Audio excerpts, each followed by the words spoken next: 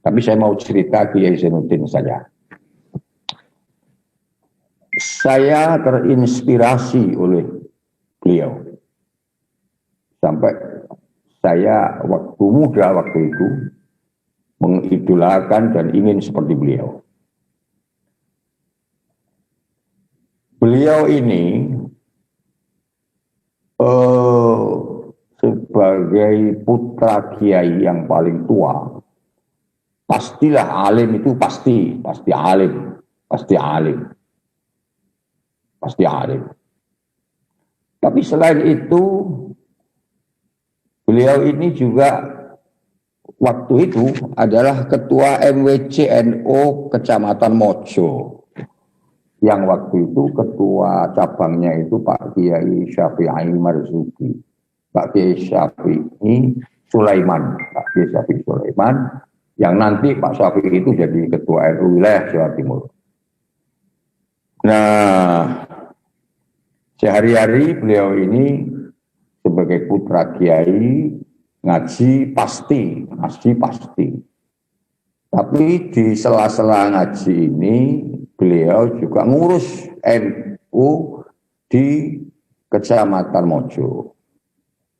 Nah, di samping sebagai kiai yang ngaji dan ngurus NU, beliau ini juga sebagai pengusaha. Waktu itu belum banyak kontraktor, belum banyak. Salah satu di antara kontraktor Kediri yang sukses itu adalah Kiai Din. Beliau adalah sebagai direktur dari CV Mojo yang garap bendungan, garap jalan-jalan, dapat job dari pemerintah daerah. Nah, jadi ada 3 potensi yang waktu itu yang Zainuddin muda ini sebagai pengusaha, sebagai ulama, dan sebagai seorang organisator. Dalam hal ini Nahdlatul Ulama. Nah, ada sesuatu yang hebat dari beliau yang kita perlu menguswah. Satu, beliau ini orang sangat disiplin. Misalnya dia ngontrol pekerjaan Tulungagung misalnya. Jalan depannya Kiai Hadi Melaten itu dulu yang garap Kiai Din itu. Di pasar-pasar itu. Tapi begitu zuhur pulang ngimami jamaah ya tek ngimami. Bukan main disiplinnya. Nyambut gawe, tapi ketika waktunya jamaah datang ya beliau jamaah.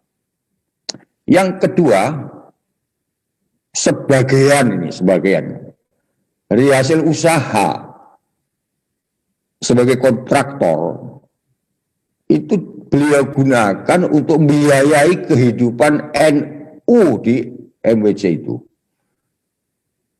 Jadi beliau benar-benar punya prinsip, aku pengen ngurip NU, aku orang pengen ngurip sangka NU, dan itu bukan ucapan, dibuktikan.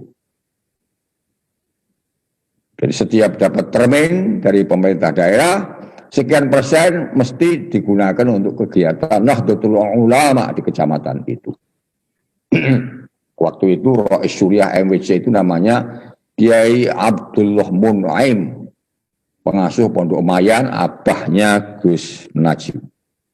Ketua Tanfidiyahnya Kiai Zainuddin ini.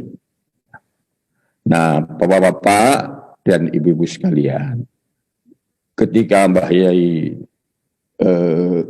sepuh wafat, Mbah Yai Jazuli wafat, sebagai wujud tanggung jawab beliau terhadap pesantren yang ditinggalkan oleh ayahnya, beliau total berhenti dari usaha sebagai kontraktor, berhenti total. Pokoknya aku tawakal yang Gusti Allah, kata beliau begitu. Yang penting pondok harus terus jalan dan saya bertanggung jawab sebagai anak tertua. Tentu kita bisa mengambil pelajaran dari cerita singkat ini. Tentu kita bisa mengambil uswah dari cerita singkat ini.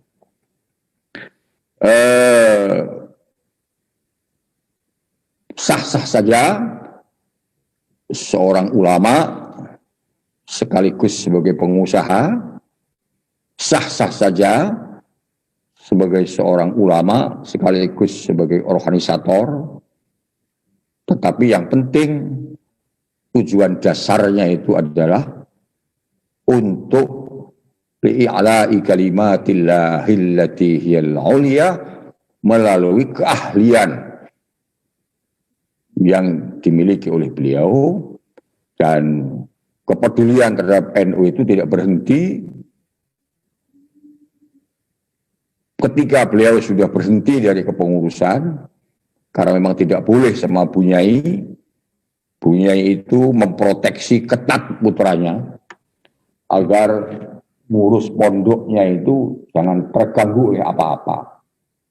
Bahkan ketika konferensi wilayah NU di Mojo, itu Kiai Safruddin tahu itu dulu waktu konferensi di Mojo, di Pondok Poso. Itu ada kesepakatan dari para ulama untuk memilih Yedin ini sebagai Rais Syuriah NU wilayah Jawa Timur. Waktu itu Pak Imron sebagai sekretaris dan sebagai Khatib Suriah.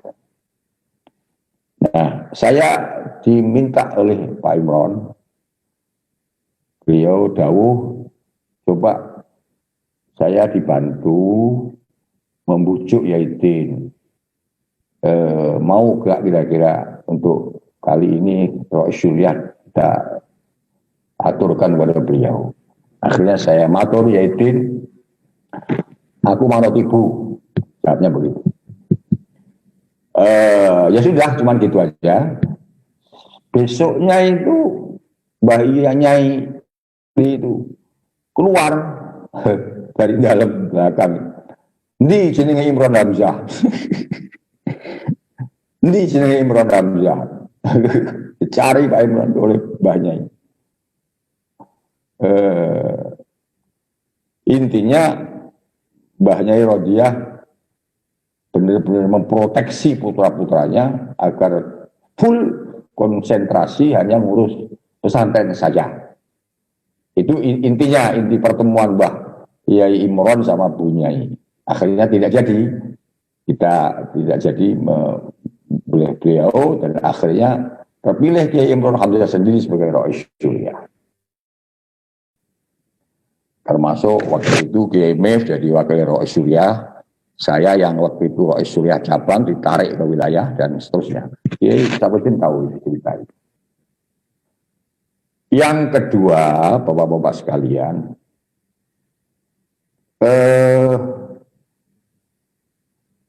buat NU, ulama dan pesantren itu sesuatu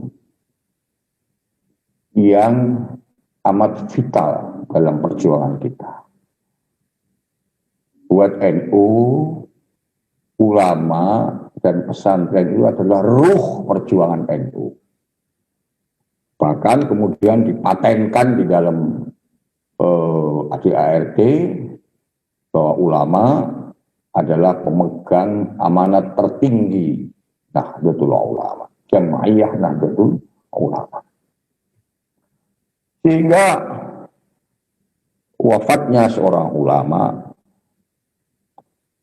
yang terus bertubi-tubi di Jawa Timur ini, ya belum sampai kering air mata kita karena Kiai Nawawi wafat, belum kering air mata kita karena Kiai Nuruddin wakil Rais Syuriah kita wafat, belum kering air mata kita ketika Kiai Fuad Mun'aim wafat, dan lain-lain.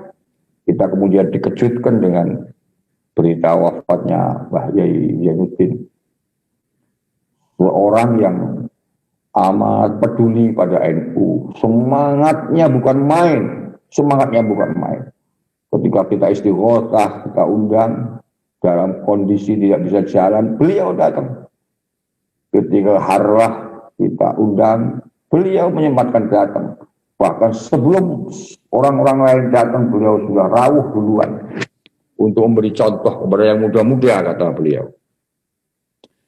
Nah, begitu besar makna ulama,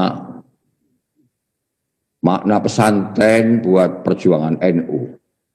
Tanpa pesantren, tanpa ulama, tidak akan ada Nahdlatul Ulama ini. Tidak akan ada Nahdlatul Ulama ini. Paling tidak, ulama dan NU dan pesantren itu merupakan hulu dari sebuah perjuangan besar kita ini. Yang ngalirnya itu kemudian menjadi Nahdlatul Ulama ini dalam bentuk semangat organisasi dan jamaiyah perjuangan. Jadi namanya Nahdlatul Ulama ini merupakan implementasi daripada ulumil ulama, ilmunya para kiai dan pesantren. Hulu perjuangan kita itu pesantren. Hulu perjuangan kita itu adalah para ulama. Para ulama. Sedangkan NU ini sebagai user, sebagai pengguna daripada ilmu para alumni pesantren. Kiai itu di rumah, nggak pernah kemana-mana. Tapi beliau dengan mengajar santri yang dari mana-mana itu artinya sudah memberikan satu kontribusi yang amat besar bagi berkembangnya ajaran Ahlus Sunnah wal Jamaah di seluruh pelosok tanah air. Sekarang dari Kiai Jazuli berkembang ke putra-putranya. Kemudian dari Kiai Jazuli juga sudah berkembang alumni-alumni yang jadi kiai-kiai di seluruh Indonesia ini. Ya. Dari putra-putranya, dari Kiai Tin, Kiai Dah, sudah banyak sekali lahir alumni-alumni yang jadi pengasuh-pengasuh pesantren, jadi pengurus NU, baik Syuriah maupun Tanfidiyah. Artinya beliau-beliau ini diem di rumah. Tetapi beliau tidak berhenti untuk mengajar kepada santri-santrinya ma yusakhihul aqidah wa ma yusakhihul ibadah wa ma yusakhihul muamalah wa ma yuzakkil qulub. Itu tidak pernah berhenti para kiai-kiai ini dari waktu ke waktu, ya, untuk terus memberikan satu value selain ilmu yang diajarkan kepada santri, juga nilai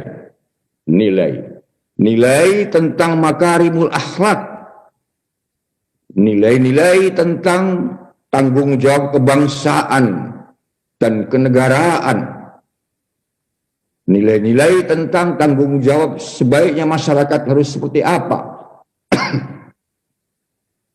Itu seorang ulama. Karena itu satu saja ada seorang ulama yang wafat, itu buat kita mengurus NU ini punya makna yang sangat besar, berat sekali. Apalagi di Jawa Timur ini bertubi-tubi dari Ulama-ulama bukan sembarangan. Ulama-ulama besar yang punya jasa besar, punya santri banyak, alumni banyak, yang pondoknya sudah ratusan tahun dan lain sebagainya. Masya Allah. Oleh karena itu ya, tahun-tahun ini buat kita adalah tahun-tahun prihatin, ayyamul khuzn, sanatul khuzn wa asyurul khuzni.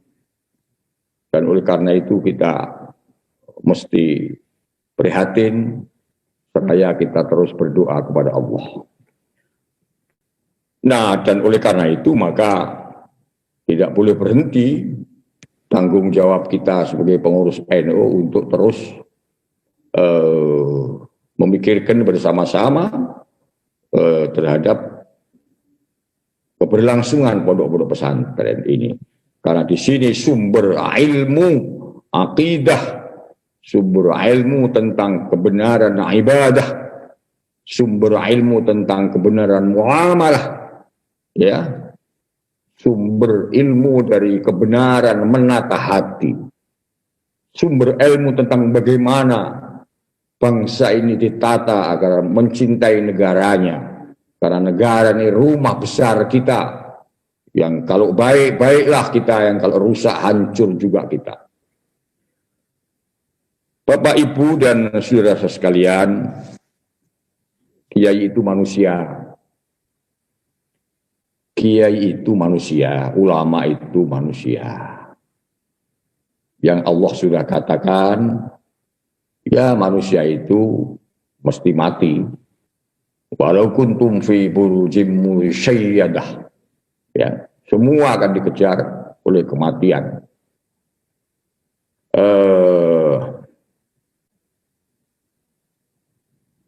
Itu sudah sunnatullah. Namanya nabi, namanya wali, namanya kiai, namanya raja, namanya kaisar, apapun yang namanya manusia itu mesti kullu nafsin dha'iqatul maut, itu pasti. Tidak bisa. Bahwa kita punya keinginan agar yaitu panjang umur, ya boleh, penting bahwa kiai itu terus beserta kita, iya, itu karepe awake dhewe. Tapi Gusti Allah juga punya kersa, dan tentu kersane Allah itu jauh lebih baik daripada keinginan kita. Ana urid wa anta turid. Wallahu yaf'alu ma yurid. Itu pasti. Nah, oleh karena itu, karena ini sudah sunnatullah, maka yang paling penting itu begini. Kiai-kiai itu boleh meninggal. Wong namanya manusia. Tapi pesantren itu nggak boleh meninggal. Ya, pesantren itu harus terus dan terus berkembang. Karena tadi itu, pesantren itu ruh daripada perjuangan NU. Tanpa pesantren, tanpa ulama, nggak ada artinya NU ini. Jadi kiai boleh meninggal, karena itu kehendak Allah. Akan tetapi pesantren harus terus. Nah, disinilah pentingnya kaderisasi.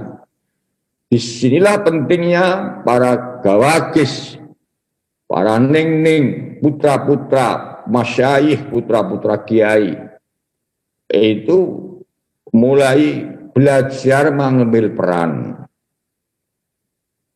Tidak boleh ada anak kiai yang tidak ngaji. Dimulai dari kitab kecil-kecil, ya, itu harus tandang. Ngalim itu penting, ya, ngalim itu penting. Tapi apa artinya ngalim kalau tidak tandang?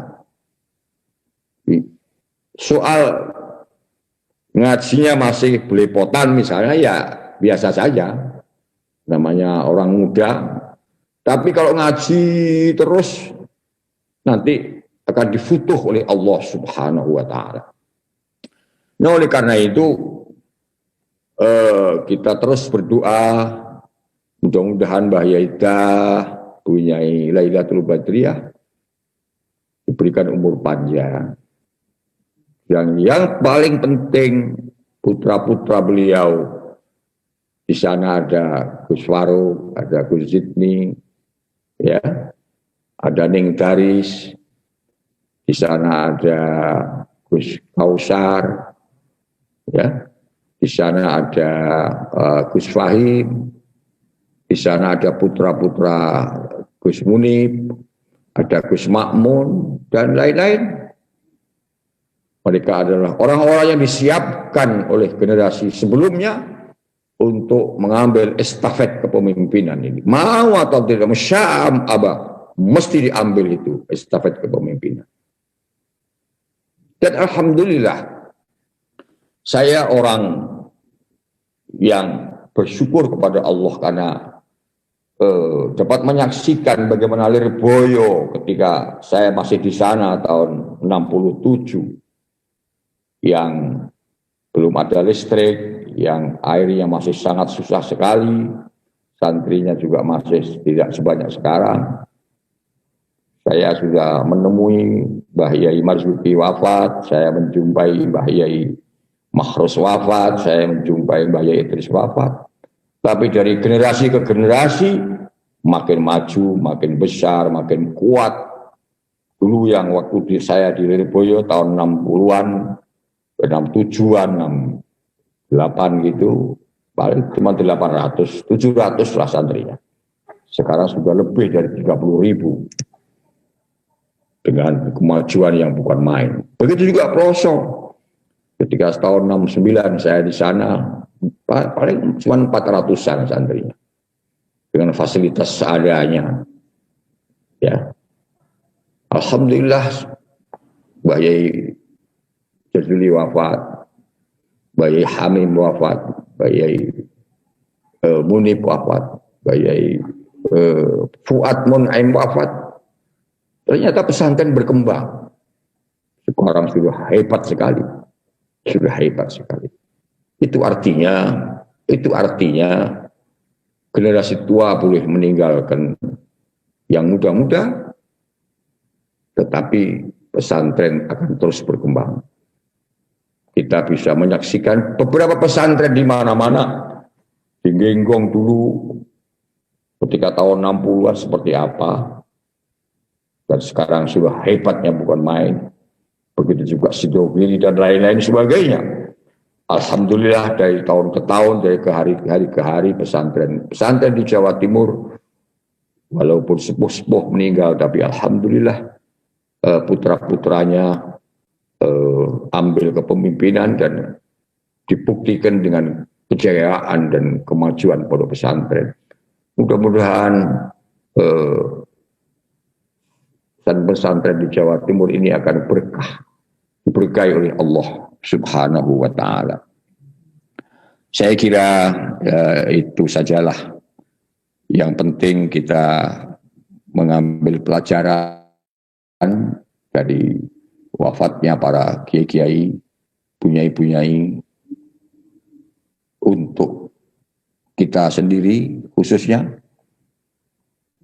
bahwa beliau-beliau wafat insya Allah, dan kita yakin seperti yang dimintakan oleh Kiai Marzuki tadi, kita yakin beliau orang-orang baik, kita yakin beliau adalah menjadi syuhada illah, ya, menjadi orang-orang yang mati syahid karena berada dalam ilmunya Allah, ya. Dan kita yakin beliau akan diberikan fushah dan istirahat yang nikmat di alam barzah. Tetapi kita yang masih hidup ini masih belum tentu. Kita hanya terus berusaha untuk meningkatkan amal solih kita. Mudah-mudahan berjuang dan berkhidmah di Nahdlatul Ulama ini menjadi bagian dari investasi amal solih kita untuk menjadi tiket masuk surganya Allah Subhanahu wa ta'ala, untuk menjadi bagian dari keselamatan iman dan Islam kita. Marilah kita ikhlas, marilah kita ridho untuk ngurus Nahdlatul Ulama ini. Kita tidak ada niat apa-apa kecuali hanya untuk ibtigha wajhillah, untuk mencari ridho dari Allah Subhanahu wa taala. Seperti sumpah kita ya ketika kita dulu dilantik menjadi pengurus. Saya kira itu saja Bapak-bapak sekalian, sumbangsih Nahdlatul Ulama Jawa Timur terhadap salah satu mustasyar Nahdlatul Ulama PBNU dan PWNU almarhum Mbah Kiai Zainuddin Jazuli. Kurang lebih mohon dimaafkan. Wallahu yuwaffiquna ala ma yuhibbuhu wa yardah. Wallahul muwaffiq ila aqwamit thariq. Wassalamualaikum warahmatullahi wabarakatuh. Waalaikumsalam warahmatullahi wabarakatuh. Alhamdulillah, alhamdulillah, jazakumullah Romayai Anwar Iskandar. Semoga Romayai Anwar Iskandar panjang umur, diberi kesehatan, dan selalu memberikan bimbingan-bimbingannya kepada kita semua. Para yai, para masyayikh, para hadirin semuanya, alhamdulillah acara demi acara sudah kita lalui bersama.